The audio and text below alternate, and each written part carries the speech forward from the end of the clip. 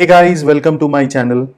In today's analysis video, we are going to analyze in depth a company which is more than 100 years old, which most of us might not know, but a lot of you have requested in the poll which we have conducted on the Telegram channel, which is Dharamsi Morarji Chemicals.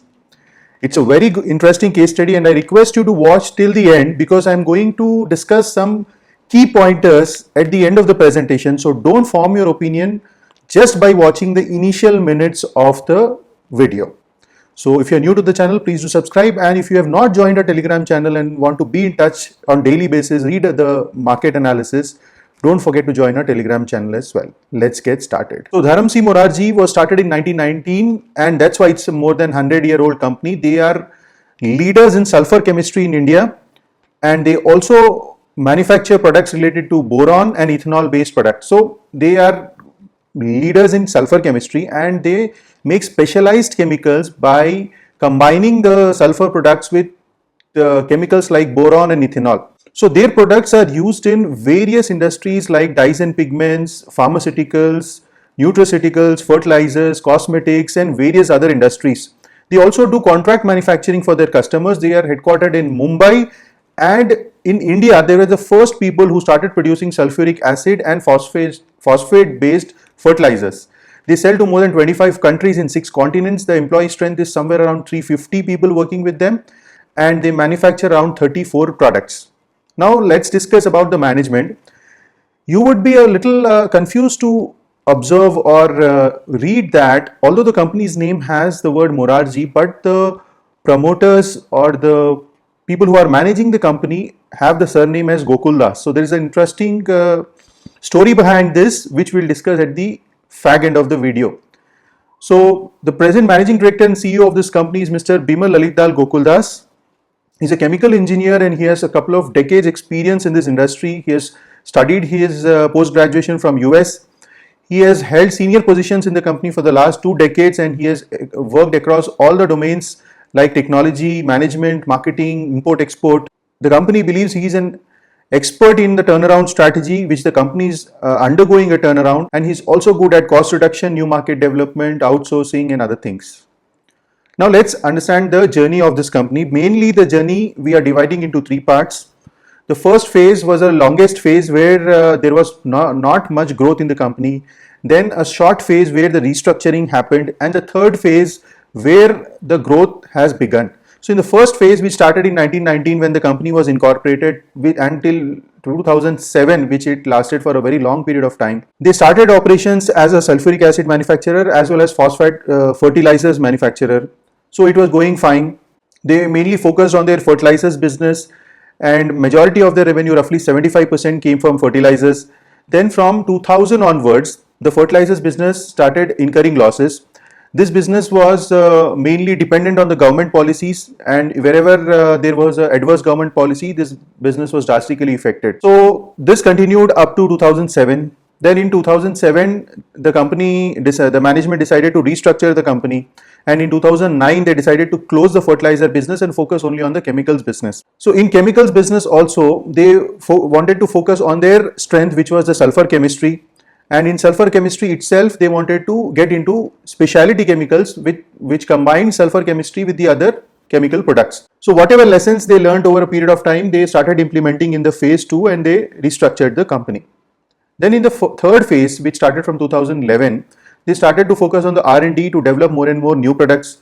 They wanted to expand the product portfolio. They took a wise decision to focus on only those products which give them a minimum operating margin of more than 30%, and the payback period of the investment in that chemical should be up to 3 years. So they are expecting a faster return on investment and they are also expecting high margins. Only then they would choose and add that particular chemical to their portfolio. Recently they have announced capex at their Dahej plant and they are doing capex in their bulk chemicals business as well as their specialty chemicals business. So far this is a brief of their long journey of this company.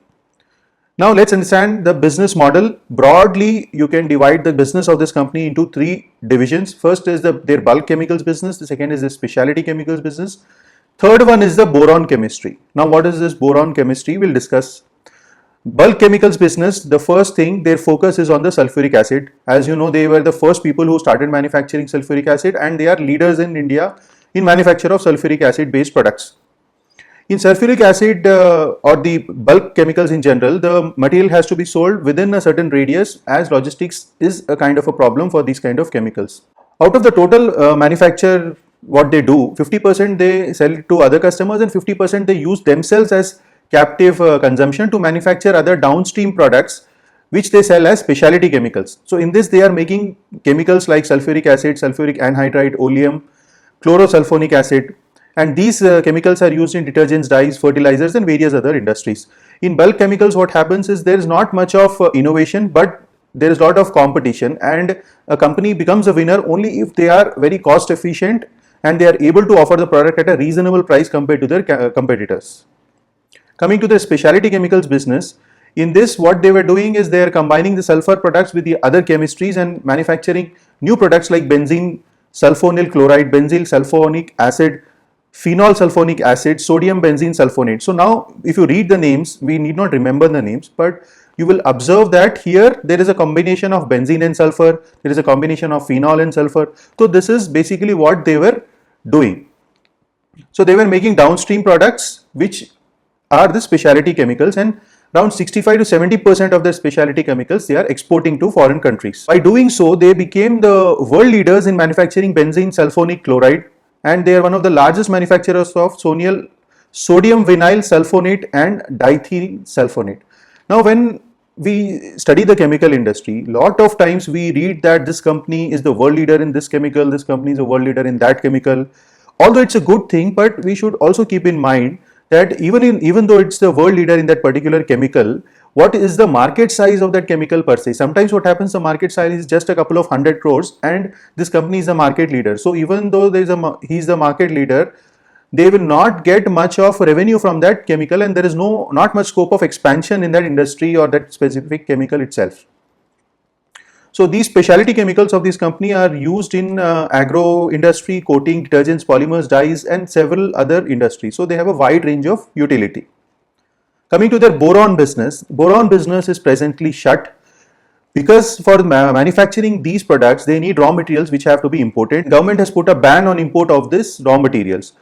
Although the company is hopeful that that ban might be lifted, the company might get a license, they may start the business again, but still it's a big question. So as per when we do our analysis, we should exclude this business as good as not existing, and only then we should take a decision for investing in the company. One thing we have to learn from this incident for this company and for other chemical companies also, that this industry, as we have discussed in all the videos, that this industry has a lot of regulatory compliances. So this kind of a risk of regulatory compliances exists in the chemical industry, and this is a live example of that. So in this particular segment, they are manufacturing products like boric acid, borax, pentahydrate and the others, and these are used in other industries like ceramic, tile, steel, electroplating and other industries. So this is about their boron chemistry business. So now you have understood broadly how their business is placed. If you see their share of revenue from bulk chemicals, they are getting about 35% share and specialty chemicals around 65%.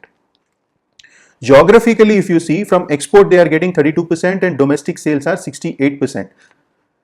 And region wise, if you see their exports, their main revenue is coming from Europe, which is 55%, followed by Asia, which is 24%, and North America 20%, and the rest of the world is almost 1%. Now if you see their clients, you will get a lot of trust in the company as they have very good names, reputed names like Deepak Nitrite, Pidilite, Vinati Organics, Salkai, Lipka and international names like Mitsubishi Chemicals also. Now let's understand the industry and broad trends which are happening in the chemical industry right now. India is the 6th largest chemical market in the world. So you can see India plays a very vital role, and it has a very big size compared to the world economy. In the Indian chemical industry, there are more than 80,000 products which are manufactured, and in terms of sales, it contributes around 2.5% to the global chemical market size. In agrochemicals, we are the 4th largest in the world, and in India, compared to the total exports of India, the chemical industry contributes around 11.3% of the exports. In terms of demand, if you see, The chemical industry is growing 1.3 times the rate at which the GDP has been growing in the recent years. So it is growing faster than the GDP rate in India.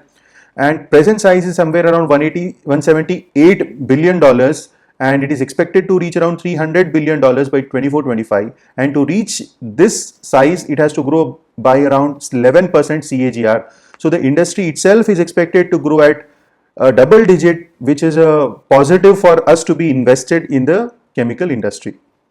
And as you can see, post-COVID, this industry has experienced a V-shaped recovery and the companies are doing very well. Now, what are the key trends in this industry? People are adopting more socially responsible products on their own, as well as due to the imposition of various laws. People are becoming more health conscious, hygiene conscious. So such products are to be innovated and sold to the customers. If you see the per capita consumption of chemicals in India, if we compare with the world's average, we are just 1/10. So even if we start using double the chemicals what we use in the daily life, the usage or the market size of the chemicals industry in India is going to double, and that is what is expected by 2025. And lot of mergers and acquisitions are happening. The industry is consolidating due to the China plus one strategy. People are preferring Indian suppliers as an additional supplier other than the Chinese suppliers, and all the players in the industry are increasing their R&D spend. Who are the competitors of this company? Atul Limited is one of the competitors, BCH, CH. So there are some competitors which are unlisted. So there are few names which I have mentioned on the screen. What is the competitive strength or economic moat of this company, which is a very important thing to be understood before investing in any company? They are leaders in sulfur chemistry. This is one of their most important moat which they have. What happens is when a company is manufacturing a product for more than 100 years, they get immense knowledge in detail about that product, and they develop a vertically integrated value chain. And whenever somebody else wants to compete them in manufacturing that, they are not easily able to do that, because these people know the intricacies of manufacturing well, and they have the skill set and the facilities to manufacture that product at a much lower cost than anybody else. So this gives them a advantage over the other players. So they have that cost advantage in their bulk chemicals business. They have more than 100 years experience. Management is also experienced. They have very good brand value in the market. As you can see, a lot of big customers are associated with them. They are world's largest in certain chemicals, as we have discussed. Their plants are located in strategic location which are near to their other customers. They are backward integrated, and they use 50% of their chemicals captively to produce specialty chemicals, and with their customers they have long-term sales contracts. So these are the competitive strengths of this company, which makes this company better than the others. What are the growth prospects in the near future of this company? The company has announced around 100 crores capex. Out of these, 50 crores they are going to invest in their bulk chemicals, and another 50 crores in specialty chemicals.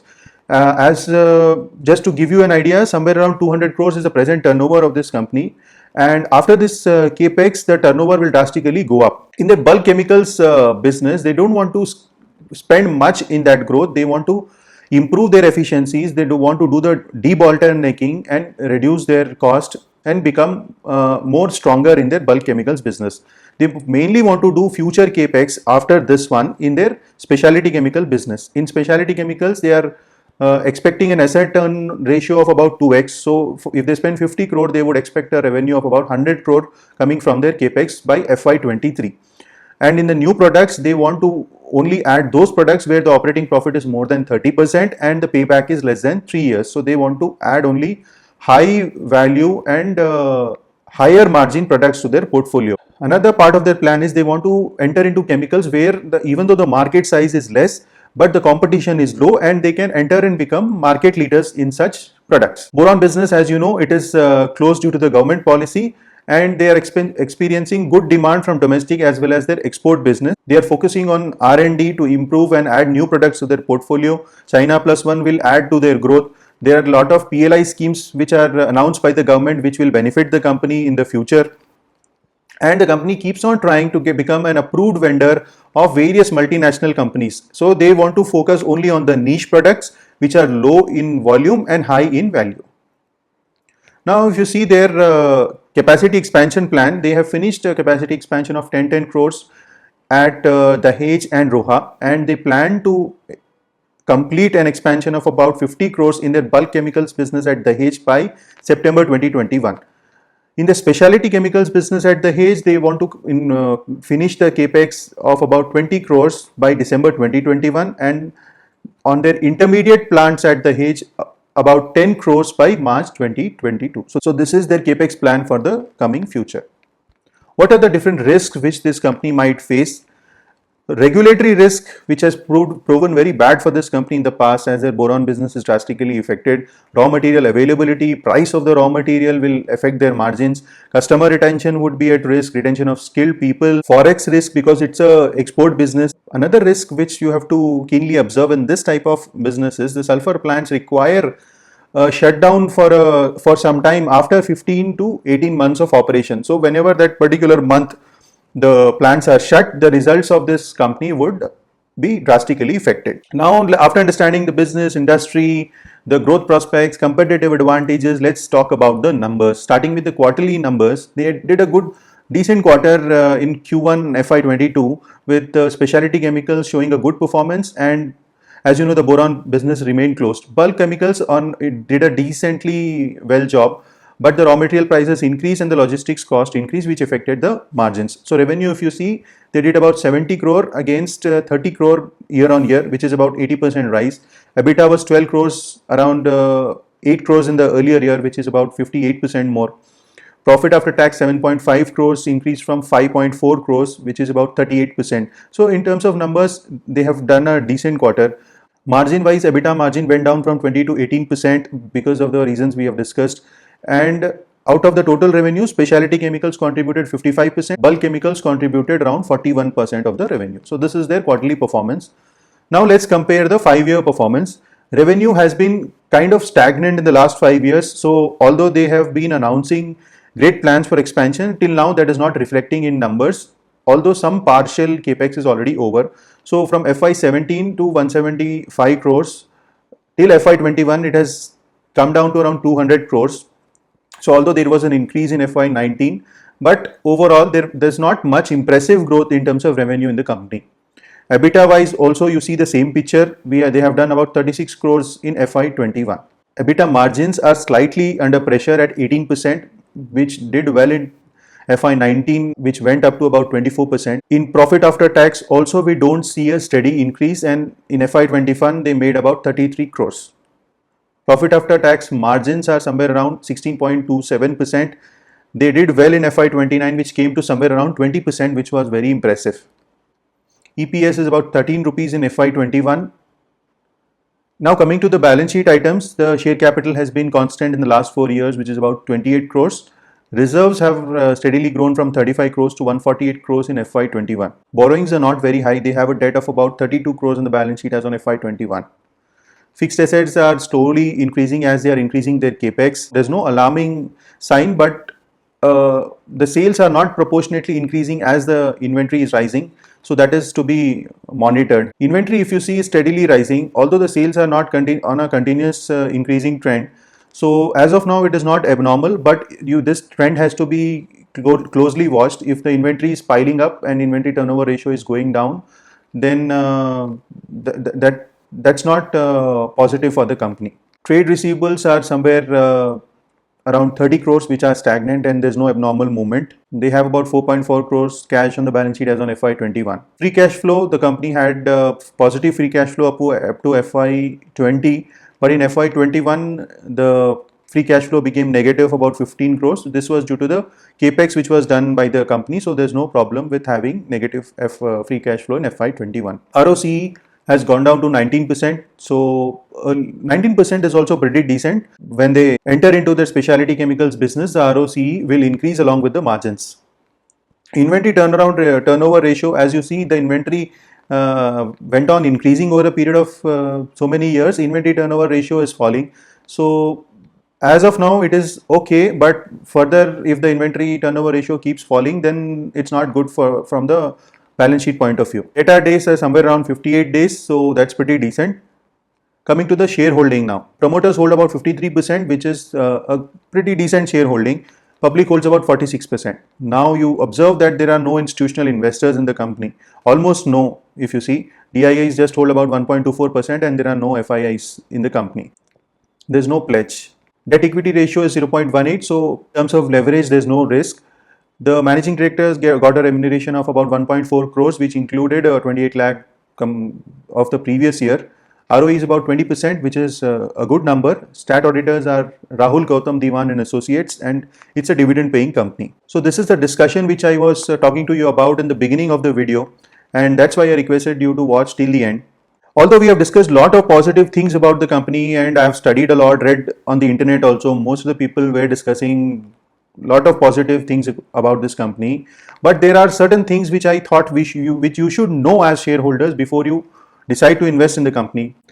In the history, originally this company was started by Morarji family, but later key family members who were managing the business, they expired because the Morarji family did not have suitable people who could manage the company. They had to involve one of their relatives from their in-laws, and the family from the in-laws were the Gokuldas family to manage the business. There were a lot of issues in future where the Morarji family raised concerns after the Gokuldas family got involved in managing the business, that there were a lot of transactions which were entered under the leadership of the Gokuldas family, where the transactions were with companies where the Gokuldas family had personal investments in. So there were many such kinds of issues in the AGMs, and the existing directors and board members of the Morarji family were removed from their board after the Gokuldas family started entering the business. So there were a lot of family issues which happened in the company over a period of time. So we just cannot say that just because the fertilizer business was a loss-making business, the company did not grow for the 70 to 80 years because of the government regulation. There were a lot of other issues like this which are generally not highlighted at other places on the internet. So this is something which you need to keep in mind and which you need to read about in detail before you invest in the company, and you should know that such kind of things have happened in the past. And now the new management also is from the Gokuldas family itself. As I told you, there were allegations by the Morarji family that there were a lot of transactions done by the board members from the Gokuldas family and from the people appointed by the Gokuldas family with companies where the Gokuldas family had personal interests. So there were corporate governance issues also. And recently, another company, a group company, which is Borax Morarji, that got merged into this company. So that was a loss-making company. So not all shareholders were happy with this merger. Few people were concerned that this was a loss-making company and the value paid by Dhamsi Morarji Chemical Company for that was not worth buying. The company was not worth buying the price. Another thing is, although they were into the fertilizer business, and it is mentioned that due to the government regulations the business was in losses, there are a lot of other fertilizer companies who are operating since decades in India and they are profitable. So we can't totally blame the government regulations for the losses in the company. There could be inefficiencies in the management of the business by the promoters also, because of which the business made losses. So we can't totally ignore this aspect that the fertilizers business made losses for all these years.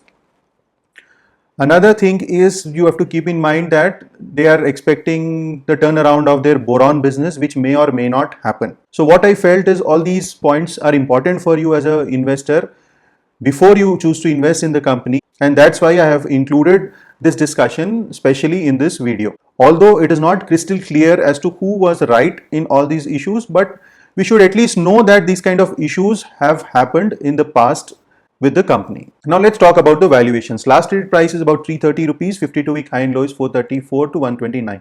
So recently the company's stock has given a very big run up. In the last 1 year it has given a 100% return. On an average in the last 5 years about 37 and last 3 years about 24% CAGR. So in terms of return, the stock has given good returns. Market cap even after such a big run up is just around 800 crores. PE is about 23. Median PE is around 10. So just looking at the PE, you should not think that 23 PE is very reasonable, because over a period of time, the median PE given to this company is just 10. So the market gives a lower PE not just for some random reason. So the market is wiser than us, and because of such things, which have happened in the past in the company, the market has also not given this stock much high valuation when compared to other chemical companies. Industry's PE is about 26, EPS is about 14 rupees. Face value, it's a still face value 10 share, which is good. Book value is about 70 rupees and PB ratio comes to about 4.6. Market caps to sales is about 3.5, which is not very cheap. So in terms of valuation, although it appears to be very reasonable, but it is not.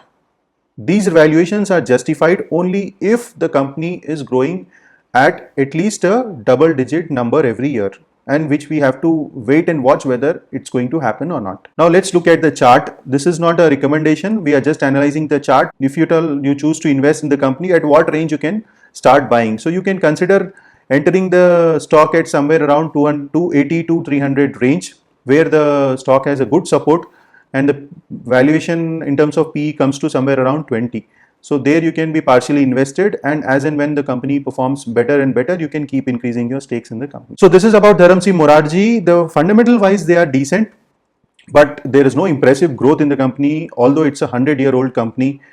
As of now, it appears to be a turnaround story. I am positive, but I am a little skeptical, and I would totally believe this turnaround only when I see that reflecting in the numbers. The recent annual report, they had very good disclosures, so I liked reading the annual report, and I advise you also to read the annual report, as they have mentioned a lot of things in detail. Going further, they will focus on the specialty chemical business. They have announced a good capex. They have good experience in the sulfur chemistry business. You should not forget that there have been controversies in the past with this company, and there are no major institutional holdings in the company.